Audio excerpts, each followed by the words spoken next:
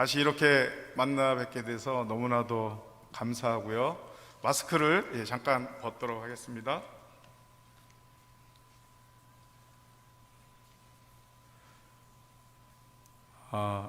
첫째 아이가 곽예빈이라고 하는데요. 또 주님의 은혜 가운데서 일신교회 교육전도사로 사역을 잘할 수 있도록 도와주시고 기도해 주셔서 너무나 감사를 드립니다. 저는 한 달 전쯤에 만 2년 만에 귀국을 했습니다.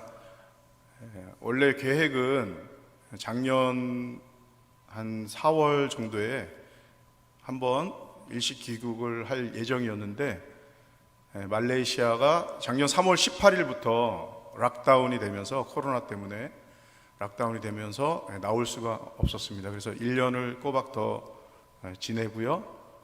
만 2년 만에 이렇게 나와서 다시 뵙게 됐습니다.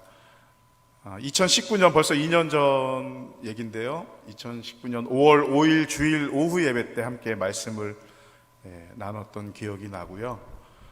또 우리 윤동규 목사님, 우리 마정훈 목사님 선교 답사차 6월 달에 다녀가시고 또 7월 달에 우리 선교팀 15명 이렇게 다녀가셨는데요. 지금도 아주 눈에 선할 정도로 제가 사람 이름을 잘 못 외우거든요. 이렇게 오래 계속 잘 만나고 이러면 얼굴도 이름도 좀 늦게 이렇게 알게 되고 기억하게 되고 하지만 그 이후로는 아주 진하게 관계를 깊이 맺어 나가는 그런 스타일인데 여전히 그 얼굴 한 분 한 분의 얼굴이 기억이 선명하고요. 일부러 또 그때 함께 찍었던 사진도 찾아봤습니다. 우리 마정훈 목사님, 성예숙 전도사님, 또 김수영 권사님이 팀장으로 오셨죠. 지금 미국 가 계시다고 얘기 들었습니다. 이주석 권사님, 또 회계 맡으셨던 장은희 장로님, 그리고 또 김순옥 권사님, 유순희 권사님, 이명희 권사님, 장경자 권사님, 지금 여기는 안 계신 것 같은데 실시간으로 다 예배 참석하고 계시는 줄 압니다. 다음에 제가 주일 예배 참석하게 될 기회가 됐을 때에는 꼭 직접 만나 뵙고 싶습니다. 우리 또 장경자 권사님, 김명숙 집사님, 전혜원 집사님, 지지난 주일이죠. 전혜원 집사님 또 기쁘게 이렇게 웃으시면서 맞아주셔서 너무나 감사했고요. 우리 아이들도 기억이 나는데요. 재광이, 재영이, 석형이, 의준이 이렇게 15명 일주일 짧은 기간이었지만 제가 2년 6개월 정도의 기간 동안 이렇게 만났던 어떤 선교팀보다도 정말 기억에 남는 은혜가 넘쳤던 그런 선교팀이었습니다. 그래서 제가 명단도 그대로 가지고 있고요. 기도할 때 기억하고 기도하고 있습니다. 선교팀 원들을 다녀간 그분들을 위해서도 기도하고 우리 일신교회를 위해서도 늘 기도하고 있습니다. 놀라운 주님의 은혜 가운데 이렇게 살아서 만났습니다. 너무나 감사하고요. 지난번에 왔을 때는 제가 기도와 전도에 대해서 잠깐 말씀을 나누면서 말레이시아 소개를 했는데요. 그때 당시에는 제가 물론 2010년도, 11년도 1년이 조금 안 되는 기간 동안 먼저 선교를 가족들과 다녀왔지만 그때 당시 2년 전 5월 5일 주일 예배 때는 비자 때문에 제가 6개월 만에 잠깐 나왔었을 때라 자세한 소개는 드리지 못했는데요. 오늘은 조금 더 자세한 소개를 드림으로 인해서 앞으로 계속 말레이시아 선교 사역을 함께 감당하는 그런 일진 교회가 됐으면 좋겠고요. 또 기도하실 때 또 더 잘 이렇게 구체적으로 기도하실 수 있도록 제가 도움을 드리고자 다시 한번 조금 더 구체적으로 이렇게 말씀을 드리도록 하겠습니다. 지난번에는 기도는 내가 주님의 손을 잡는 것이고 한쪽 손으로는 주님의 손을 잡고 전도는 믿지 않는 영혼, 이웃의 손을 잡는 것이다. 이런 말씀을 나누면서 우리 일신교회에서 저의 손을 이렇게 잡아주셨고 또 말레이시아 현지에 있는 우리 목사님, 선교사님들께서 또 저의 손을 잡아주셨기 때문에 제 한 손을 잡고 계신 주님과 또 한 손을 잡고 계신 우리 선교사님들, 또 우리 일신교회 성도님들과 더불어서 시작할 수 있었고요. 또 잘 진행을 하고 2년 6개월이라는 시간을 또 잘 보낼 수 있었습니다. 아름다운 사역의 열매도 많이 맺어지는 놀라운 역사를 현장에서 경험했고요. 물론 코로나 때문에 여러 가지 어려움과 제약이 있지만 지금 이 시간에도 하나님께서는 놀랍게 역사하시고 계시는 줄 믿습니다. 그리고 앞으로도 더 큰 주님의 그 부흥의 놀라운 역사를 이루실 줄 믿습니다. 오늘은 순서를 지난번과는 바꿔서 먼저 잠깐 주님 주신 말씀 나누고요, 말레이시아 현황과 사역 보고를 드리고 기도 제목 나누는 순서로 진행해 보도록 하겠습니다. 괜찮죠? 예. 오늘 말씀의 제목은 복 있는 사람입니다. 여기 계신 분들 다 스스로 내가 복 있는 사람이라고 다 생각하시죠? 아멘. 이 세상에서 가장 복 있는 사람은 바로 예수님 믿는 우리들인 줄 압니다. 복은 바로 다른 것이 아니라, 다른 그 무엇이 아니라 예수님이 복이신 줄 믿습니다. 그 예수님 믿으니까, 예수님 내 안에 계시니까 내가 복 있는 사람이고, 또 함께 예수님을 믿는 이 좋은 교회, 일신교회, 좋은 목사님, 성도님들 더불어서 함께 신앙생활하고 맡겨주신 사명 감당하고 우리가 나아가니까 너무나 우리는 복이 있을 뿐만 아니라 복이 많은 사람인 줄 믿습니다. 아멘. 예. 믿음의 고백과 더불어서 실제 놀라운 이 고백이, 선포가 우리의 삶 가운데 주님의 역사로 더 크게 나타나기를 예수님의 이름으로 축복합니다. 그래서 우리는 평생 사는 동안 어떻게 하면 더 예수님을 잘 믿을 수 있을까? 어디 가서라도 내가 말을 직접 할 수 있으면 그렇게 하고, 하지 못한다고 할지라도 심중에라도 나는 예수님을 믿습니다. 내 평생의 소원은 예수님을 죽는 날까지 죽을 힘을 다해서 잘 믿는 것입니다. 이렇게 말할 수 있는 우리가 됐으면 좋겠습니다. 그러면 하나님께서 주시는 그런 예수 믿는 하나님 자녀가 누릴 수 있는 그런 복이 무엇인지 다시 한번 간단하게 살펴보고요, 그러므로 인해서 내가 그 복을 오늘 잘 누리고 또 전하고 살고 있는지, 또 잘 못하고 있다면 그럼 어떻게 잘 해나갈 수 있을지에 대해서 잠깐 생각해보는 그런 시간을 갖도록 하겠습니다. 오늘 읽은 시편 73편 말씀은 하나님은 선하시다라고 하는 제목으로 새 번역에 나와 있습니다. 이 세상에 선하신 분은 하나님 한 분밖에 없으시잖아요. 그렇죠? 그렇지만 우리는 선한 주님의 자녀이기에 내 안에 선하신 주님의 영, 성령님 계시기 때문에 우리도 다 선한 사람인 줄 믿습니다. 그 선함을 바로 알고 또 경험하고 새롭게 깨닫고 전할 수 있는 그런 삶이 복된 삶이라고 생각이 됩니다. 오늘 말씀을 보면 사람이 흥하는 길과 잘 되는 길과 복되게 사는 길과 망하는 길, 이게 분명하게 정해져 있습니다. 오늘 말씀에 28절, 23절, 25절 말씀, 또 27절과 7절 말씀을 이렇게 비교해 보니까요, 무엇을 가까이 하고 함께 하고 사모하느냐, 거기에 복된 삶이 달려 있다, 이렇게 나와 있습니다. 반대로 무엇을 멀리 하느냐, 떠나 있느냐, 그리고 무엇을 바라느냐, 특별히 7절 말씀에는 헛된 상상에 대한 세번역 말씀이 나오는데요, 첫 번째로는 어떻게 하면 우리가 정말 하나님이 원하시는 복을 누리면서 전하면서 살 수 있을까라고 했을 때 오늘 읽은 28절 말씀에 나와 있는 대로 하나님을 가까이 하는 그런 삶이 진정 복된 삶이라는 것을 우리가 다시 한번 마음에 새겨야 될 줄 압니다.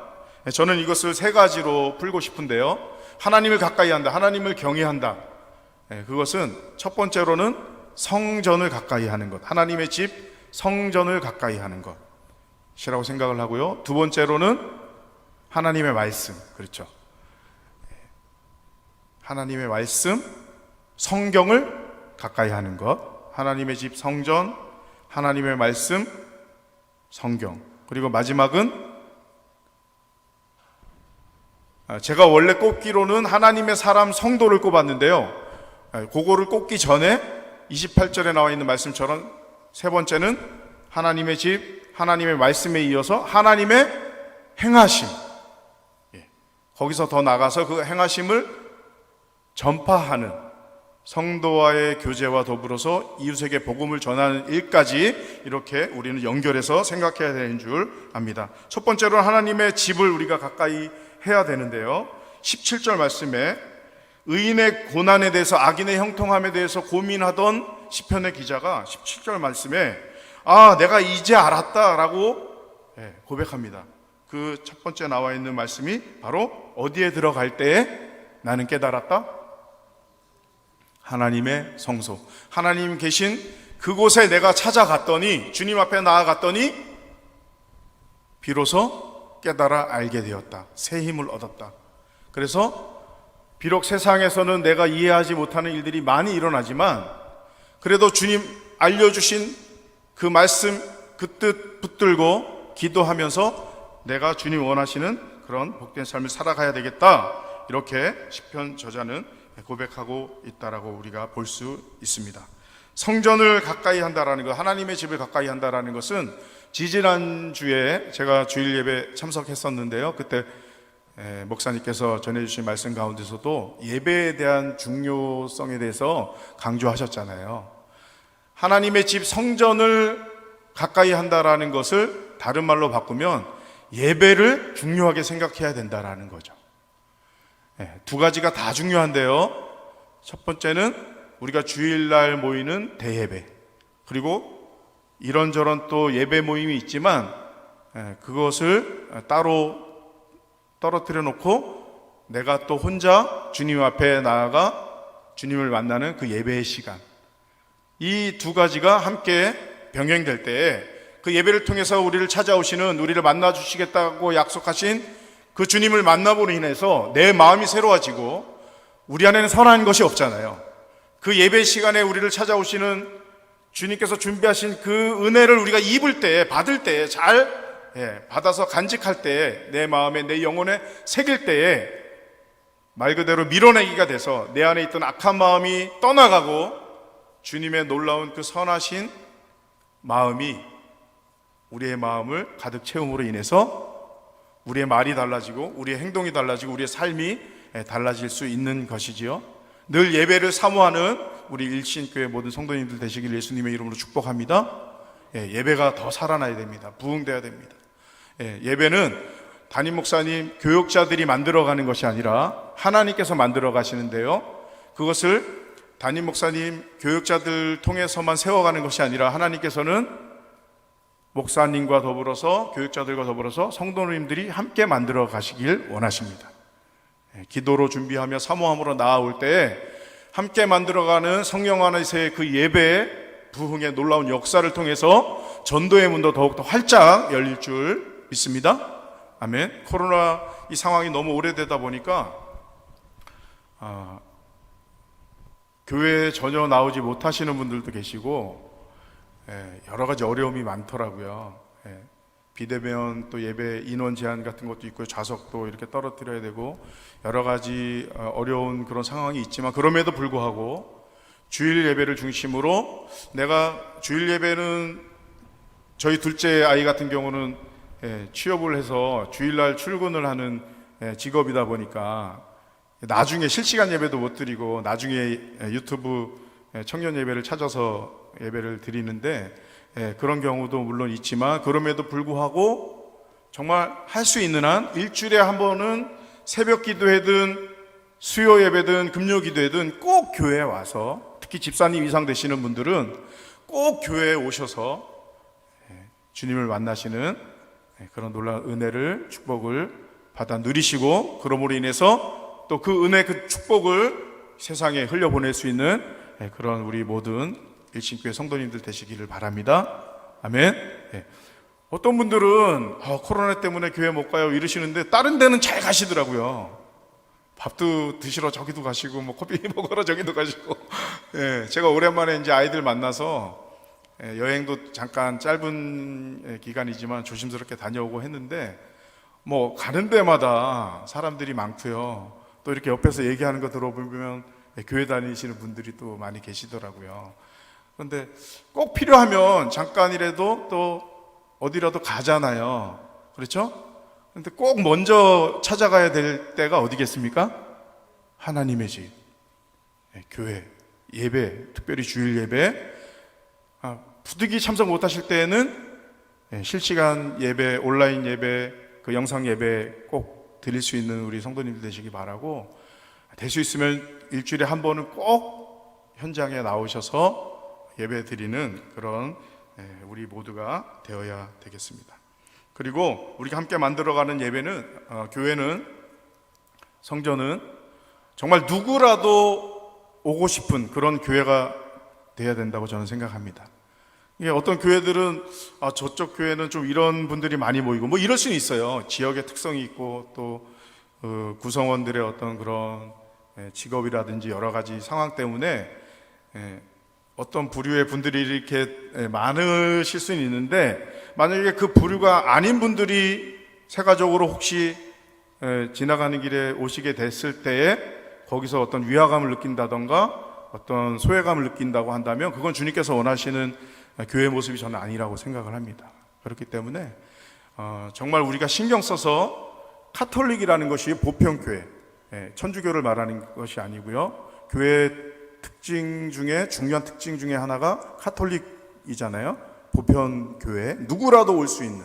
그래서 밖에서는 직장에서 상사와 부하 직원이라고 할지라도 교회 안으로 들어왔을 때는 그거와 상관없이 정말 교제를 나누고 함께 사명을 감당할 수 있는, 예배를 드리고 함께 해나갈 수 있는 그러한 것들이 새롭게 저는 돼야 된다고 생각을 합니다. 그래서 저는 일신교회 올 때마다 너무 좋아요. 우리 담임 목사님도 너무 좋고요. 또 뭐 친구라서가 아니라 친구도 많지만 계속해서 이렇게 함께 만나고 함께 할 수 있는 친구는 몇 명 안 됩니다, 사실. 뭐 그것뿐만 아니라 제가 지지난주 왔을 때 장로님 한 분이 선교사님 어떻게 이렇게 잘생기셨어요, 뭐 이런 얘기를 들어서가 아니라 깜짝 놀랐습니다. 정신이 번쩍 들더라고요. 너무 좋아서. 그래서 또 오고 싶더라고요. 빨리 오고 싶더라고요. 수요일이 언제 오나 뭐 이렇게 생각을 했는데, 우리 마 목사님께서도 너무 정말 성실하게 열심히 이렇게 사역하시면서 또 저를 또 선배 목사라고 이렇게 또 잘 대우해 주시고 너무나 좋더라고요. 멀리 있는 것이 아닙니다. 어려운 일이 아닙니다. 작은 말 한마디, 또 미소 한번, 그러한 작은 것들이 사람의 마음을 변화시키고, 왜냐하면 우리는 주님 안에서 미소를 짓고 주님 안에서 오늘따라 더 잘생겨 보이시는데요, 이렇게 하는 거니까요. 그냥 그 사람 기본적으로 하는 건 아니잖아요. 그렇죠? 그렇습니다. 항상 그러한 것들을 우리가 생각하면서 성전에 모이기를 힘쓰고 주님의 집, 성전을 가까이 해야 되는 줄 압니다. 아멘. 두 번째 말씀은 성경을 가까이 해야 되는데요, 24절 말씀 보니까 주의 교훈으로 나를 인도하시고, 이거는 뭐 우리가 너무나도 잘 알고 있는 건데 실천을 잘 못해서 그러는 거잖아요. 그래서 일부러 막 통독 스케줄을 짜고 성경 공부도 막 하고 하는 거잖아요.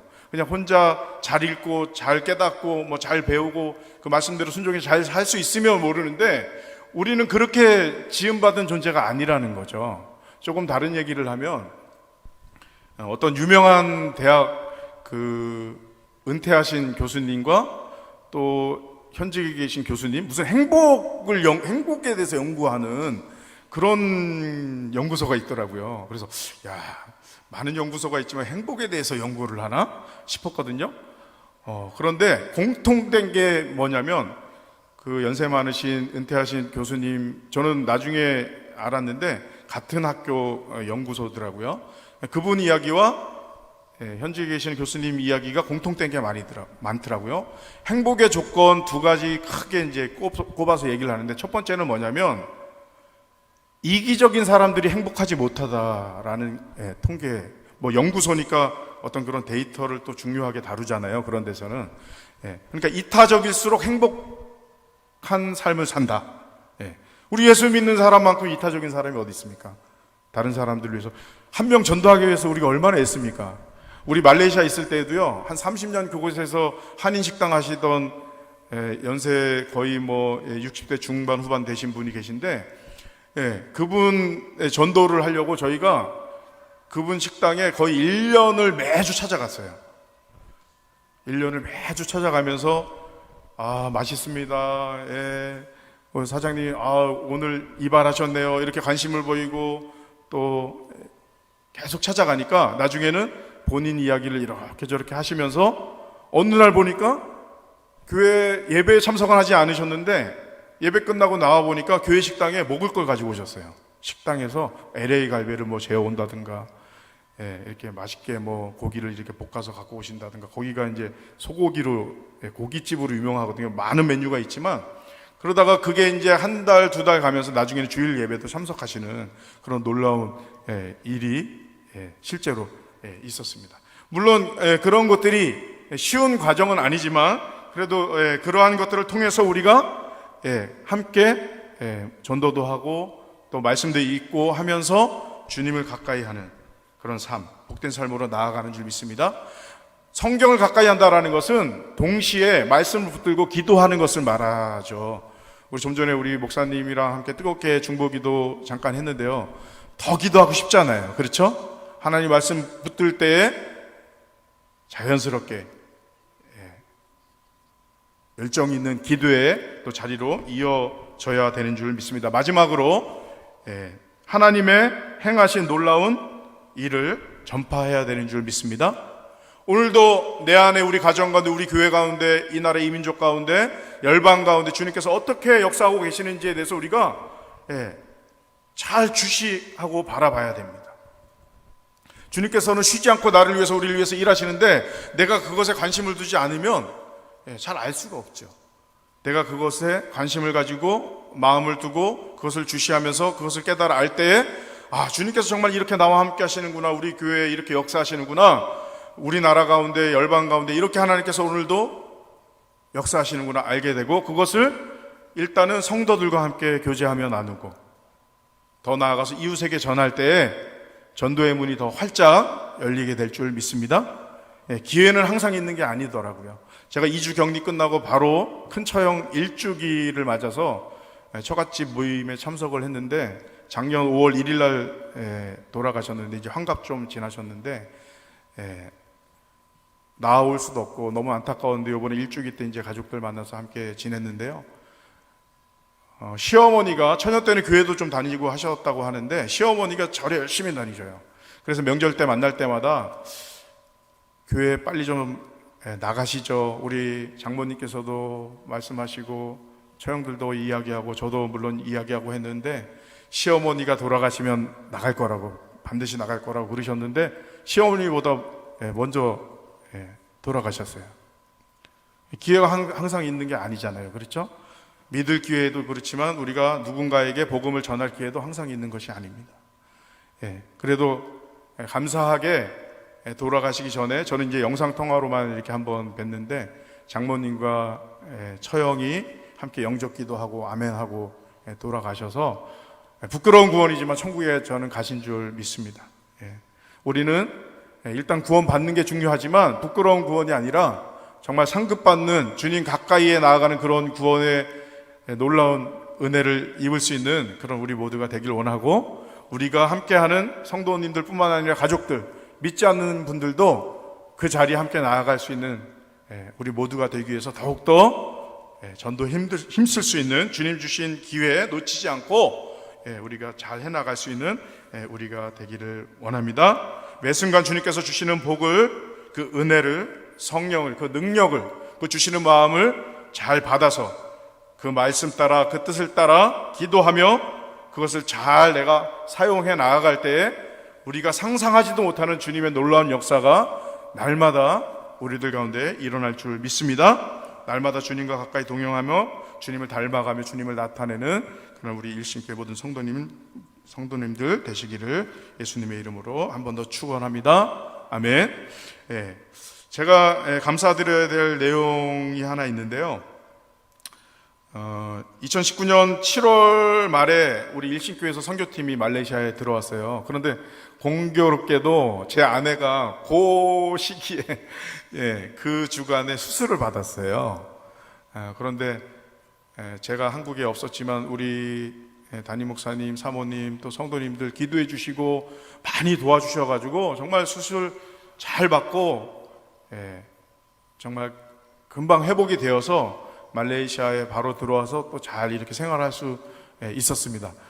제 아내는 암 수술을 2번 받고 암이 3번 걸렸던 사람이거든요. 그리고 여타 이런저런 수술을 여러 번 해서 그게 이제 6번째 대수술이었는데 뭐 다른 또 성격의 다른 질병 때문에 또 그렇게 수술을 받았는데요. 정말 하나님의 살아계심의 산 역사이고요. 또 그 순간 또 함께 해주신 우리 일신교회 모든 성도님들 너무나 감사드리고 우리 목사님 도와주셔서 너무나 감사를 드립니다. 그리고 매년 저와 함께하는 목사님 2분, 선교사님 새 가정에 매년 성탄 선물 보내주셔가지고 저희가 부족하나마 영상, 감사 영상 이렇게 전해드리고 했는데 정말 그렇게 보내주는 데가 없어요. 개인적으로든 교회에서든 어떤 단체에서든 그렇게 선물을 보내준 적이 없었어요. 그분들이 10년 이상 되신 분들인데 그분들도 깜짝 놀라더라고요. 또 그 안에 얼마나 우리 성도님들의 정성이 가득가득 담겨져 있는지 그냥 눈시울을 붉히시더라고요. 그 열어보시면서 그거 자체도 너무 믿기지가 않고 그런 게 왔대요. 아니 왔으면 우리 광 목사님한테는 왔겠죠. 뭐 우리한테 왜 와요? 뭐 처음에 그랬어요. 근데 2번째는 또 기대하시더라고요. 이번에도 와요. 이렇게 기대하시더라고요. 별거 아닌 것 같지만 그러한 작은 손길 정성이 큰 감동과 위로와 또 하나님의 역사로 나아가는 줄을 압니다. 다시 한번 정말 머리 숙여서 감사를 드립니다. 우리 일신교회 담임 목사님, 교역자 여러분들, 장로님들, 모든 성도님들 앞으로도 우리 말레이시아 현지에서 사역하시는 우리 선교사님들과 더불어서 이 사역을 계속해 나갔으면 좋겠고요. 저는 다른 거는 못해도 난민학교 하나 정도는 우리 일신교회에서 나중에 정말 하나님 뜻이 있다면 또 모두가 이렇게 하시겠다고 하시면 우리 담임 목사님께서 또 그렇게 진행하실 수 있는 그런 때가 왔으면 좋겠습니다. 지금 제가 함께 사역했던 난민학교 3군데는 쉽게 말하면 우리나라 그 상가 건물 같은데 개척교회가 들어가잖아요. 상가 한 군데 이렇게 대여해서 한 층을 대여하거나 임대해서 이렇게 들어가잖아요. 그런 식으로 개척을 하시는 사역입니다. 그래서 시내 중심부에 제일 먼저 세운 난민학교가 한 군데 있었고요. 그 다음에 시내에서 한 40분 정도 거리 떨어진 곳에 한 군데가 있었고, 그곳에서 한 15분 정도 떨어진 곳에 3번째 학교를 세웠습니다. 제가 처음 갔을 때는 1학교, 2학교 2개밖에 없었는데 작년 1월이죠. 작년 1월에 3번째 학교를 오픈했습니다. 그래서 제가 선교 편지에도 간단하게 이렇게 사진과 내용을 보내드리기도 했는데요. 그 난민학교 교장 선생님으로 계신 선교사님은 성도님들 교회 이렇게 후원하시는 그 헌금이 너무 귀해서 그것을 그냥 일꾼들한테 돈을 주고 맡기는 게 아니고요, 공사를 직접 하세요. 그래서 인테리어 그 기술도 많이 넣으셨고, 그래서 직접 하니까 같이 합시다 이래서 저도 같이 붙들려서 했습니다. 일은 잘 못하지만 그 전년도 11월, 12월 이렇게 이제 공사를, 인테리어 공사 아무것도 없거든요. 거기는 뭐 진짜 뭐 한국처럼 기본적인 어떤 이 내장이 안 돼 있고 정말 아무것도 안 돼 있습니다. 그래서 모든 거, 전등 다는 것부터 스위치 하나 다는 것부터 칸막이 세우고, 학교를, 교실을 한 2개, 큰 거 2개, 작은 거 1개 이렇게 사무실 해서 공간을 이렇게 4개 정도로 분리해서 만들어야 되기 때문에 그렇게 진행을 해서 1월 달에 오픈을 해가지고 3군데 학교를 함께 운영에 참여하면서 제가 이제 전담했던 사역은 예배 사역. 13개 나라 아이들이 모이는 기독교 뭐라 그러죠? 다민족. 기독교 다민족 난민학교라고 해야 되나요? 그렇게 됩니다. 기독교 국제 난민학교 뭐 이렇게 10개 이상의 나라 아이들이 모여서 함께 공부를 하는데요. 그 아이들은 난민 자녀들은 교육의 기회가 없기 때문에 그렇게라도 최소한의 교육을 받으면서 무엇보다도 그 아이들이 그 안에는 뭐 무슬림도 있고 시크교, 힌두교 뭐 나라가 민족이 여럿이듯이 종교도 다 다양하고요, 문화도 다양한데요. 그 아이들에게 예배 시간을 통해서 또 성경 공부 시간이 따로 있거든요. 통해서 복음을 전하고 그 아이들이 복음을 받아들이고 예수님을 믿고 자신의 민족, 나라의 복음을 전할 수 있도록 그 목적으로 진행이 되고 있습니다. 그런데 안타깝게도 코로나 때문만은 아니지만 제일 먼저 세워졌던 시내에 있던 그 학교는 문을 닫게 되었고요. 지금 두 학교가 진행이 되고 있는데 휴교를 자꾸 이제 하면서 도저히 안 되겠다 해가지고 현재는 휴교 중이고요. 1대1로 그 왓츠앱, 카카오톡 같은 거요. 1대1로 영상 수업을 진행을 합니다. 한 학교마다 40명에서 50명 정도 이렇게 3반, 2반 이렇게 진행이 되고 있고요. 지금 현재 추정하기로는 정확한 수치는 아무도 모르고요. 현재 추정하기로는 난민 아이들이 한 6만 명 정도 쿠알라룸푸르에 들어와 있다라고 선교사님들이 추정합니다. 그러니까 대단한 숫자죠. 한인이 한 2만 명 되는데 코로나 여파로 절반 정도가 지금 빠졌다고 하니까요. 6만 명이면 아주 많은 아이들입니다. 그 아이들을 계속해서 잘 돌보고 또 기본적인 교육을 시키고 무엇보다도 그 아이들에게 복음을 전할 수 있는 이 난민학교 사역에 계속해서 함께 동참해 나갈 수 있는 우리 일신교회가 됐으면 좋겠습니다. 아멘. 현재 원주민 마을을 못 들어갑니다. 한 군데를 루아에울루 우리 선교팀도 다녀왔는데요. 한 군데를 한 달에 한 번씩 방문을 했었는데 작년 8월 이후로는 완전히 막혔습니다. 경찰이 지키고 있고요. 못 들어가게 합니다. 그게 이제 코로나 상황도 있지만 말레이시아는 우리가 알다시피 이슬람교가 국교이기 때문에 원주민들은 다 이슬람화 시키려고 그들이 정책을 하고 또 차별 정책을 하기 때문에 또 다른 상황에서 통제를 하는 그런 지금 현재 상황입니다. 지금 작년에 말레이 정부가 발표한 통계를 보면 부민 뿌뚜라라고 해가지고 그 원주민을 포함한 말레이족 그 사람들만 공무원, 경찰, 정치인, 군인 하거든요. 다른 중국계 말레이시아인, 인도계 말레이시아인 이런 사람들은 그쪽에 못 들어갑니다. 이게 이제 자국민 보호 정책이라고 해가지고 차별 정책을 이렇게 하고 있는데요. 그 안에 원주민 포함해서 70%를 잡고 있습니다. 3,300만 명이 조금 안 되는데요, 인구가. 땅덩어리는 우리나라보다 이렇게 넓어도 남한의 한 3배 정도 되는 걸로 제가 기억하고 있는데 넓어도 인구가 많지 않기 때문에 정글이 많고 하기 때문에 3,300만 명밖에 안 되는데 300만 명은 또 외국인이에요. 우리나라 외국인이 지금 현재 한 200만 명 정도 된다고 하더라고요. 제가 인터넷을 찾아보니까 우리가 5천만 명이 넘는데 200만 명 정도인데 거기는 3천만 명인데 300만 명. 그러니까 상당히 많은 숫자죠.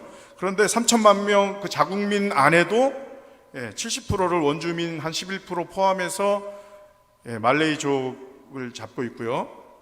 그 말레이족의 원류는 인도네시아에서 넘어온 사람들이 말라카 왕국을 통해서 현재 말레이시아를 이렇게 구성하고 있는 것이고요. 그들은 다 100% 이슬람이죠. 근데 원주민들은 선택할 수 있습니다. 그런데 이슬람교를 선택하면은 혜택을 주고요. 선택하지 않으면 혜택을 주지 않습니다. 차별 정책이 있고요. 근데 우리가 이제 갔던 그 지역은 그럼에도 불구하고 복음을 받아들인 그런 동네고요.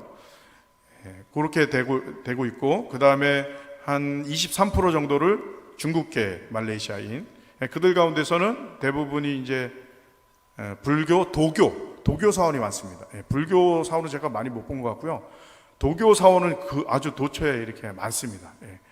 그리고 교회가 있어요. 또 보이는 교회가 있어요. 큰 교회도 보이고 다 중국 교회입니다. 중국 교회가 있고요. 그래서 말레이시아 인구의 한 9%를 기독교인으로 잡는데 대부분 중국계 말레이시아인들이 그렇게 교회를 세워서 신앙생활을 하고 있고, 그 다음에 한 9% 중에 또 한 1, 2% 정도는 인도계 말레이시아인들이 또 예수 믿는 사람들이 있고요. 나머지 대부분의 인도계 말레이시아인들은 힌두교입니다. 그리고 또 기타 종교들 뭐 여러 민족들 많죠. 그러니까 아주 그 구성 자체가 아주 다양하고 복잡합니다. 그래서 아주 미묘한 갈등들도 많고요. 또 그렇게 복잡하고 다양하다 보니까 또 어울려 또 살아가는 어떤 그런 것들이 잘 또 정착된 부분도 있습니다. 현재 8월 말까지요, 비상사태가 선포되어 있습니다. 정치적으로 비상사태가 선포가 되어 있어요. 전 총리가 부정부패로 물러나고, 예전에 오랫동안 했던 총리가 다시 하면서 예정된 수순을 밟아서 그 다음 사람한테 총리가 넘어가야 되는데 그 사람이 아니라 제3자한테 넘어갔어요. 그런 또 복잡한 상황이 있고, 그 다음에 작년 3월 달에 락다운이 걸리면서 이제 통제가 되기 시작했을 때에는 KL에서 외국인 포함해서 15,000명 정도의 그 대규모 집회가 있었어요. 그러면서 확 퍼지면서 락다운이 됐었는데, 작년 10월 정도에는 동말레이시아이긴 하지만 바다 건너서이긴 하지만은 사바주 그쪽에서 선거운동을 또 한 거예요. 대규모로 사람들이 모이면서. 그러면서 확 퍼졌습니다. 그래서 이제 여러 가지 뭐 복잡한 상황이 있지만 비상사태가 8월 말까지 선포되어 있어서 정치 활동조차도 지금 통제를 하고 있는 상황이고요. 보도를 접하신 분들은 아시겠지만 최근에 일일 확진자가 9,000명 넘어까지 나왔습니다. 지금은 5,000명대로 떨어지긴 했는데요. 우리나라가 지금 보니까 15만 명 정도가 안 돼, 14만 5천 명 정도가 되는데, 거기는 지금 62만 7천 명이 넘어가고 있고요. 그리고 확진자 관리가 안 돼요. 우리나라는 격리, 접촉자며 확진자 이렇게 다 관리를 잘 하잖아요. 그리고 어디가 뭐가 어쩌다 이렇게 막 매일 여기저기서 문자도 막 오고 하는데, 거기는 확진자라도 알아서 격리해 이렇게 돼버리니까 도무지 뭐 손을 쓸 수가 없는 그런 상황입니다. 단지 이제 하나 다른 것은 더운 나라에서 뭐 그렇다라고 하는데 정확한 이유는 뭐 잘 모르고요. 사망률은 한국보다 이렇게 떨어져 있습니다. 어쨌든 지금 코로나로 인해서 출입국과 지역 이동, 차량 인원, 타는 인원, 사무실 근무, 어떤 가게의 영업 시간, 또 종교 모임, 현재는 종교 모임이 허락이 안 됩니다. 3명 모일 수 있어요. 그러니까 실시간 할 수 있는 최소한의 인원만 지금 교회에 모일 수 있습니다. 3명 모일 수 있다라고 하더라고요. 지금은 어쨌든 생활 전반에 걸쳐서 지금 통제가 진행이 되고 있기 때문에 10km 이상, 예를 들어서 서울에서 경기도를 못 가요. 다 바리케이트 치고 경찰 부인들이 막고 있습니다. 그래서 집 주소 뭐 이런 증명서 이런 거, 내가 꼭 지역을 넘어가야 되는 이유 이런 걸 다 복잡한 과정을 통해서 사전에 승인을 받아야 하고요. 출입국은 현재 뭐 막혀 있고요. 어려운 상황입니다. 저도 자비랑 선교를 하면서 재정의 70% 정도를 저와 아내가 직접 일하면서 이렇게 벌어서 충당을 했는데, 코로나가 오래 진행되다 보니까 그것도 이제 여의치 않고요. 그 다음에 난민학교 문을 닫고 제가 이제 예배 사역을 멈추고 있고, 그 다음에 원주민 마을 못 들어가고 있고, 한인교회 같은 경우도 한 군데를 개척을 해서 작년 2월 달에 그 KL에서 한 40분 정도 가는 행정도시 가까운 쪽인데요.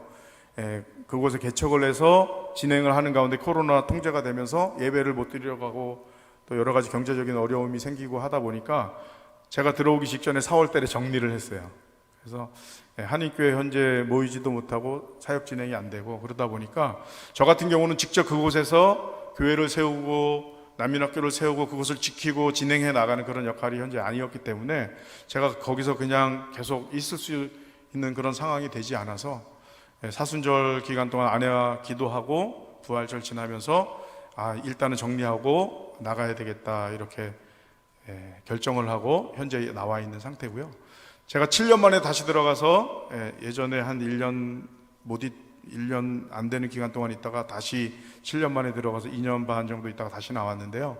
저는 말레이시아뿐만 아니라 어디라도 주님께서 보내시는 곳에 제가 정말 목숨이 붙어 있는 한, 건강이 허락하는 한 그렇게 해 나가려고 하고 있습니다. 그래서 일단은 정리하고 들어와서 지금 기도하고 있는 중입니다. 위에서 기도해 주시고, 특별히 시간이 조금 지났는데요.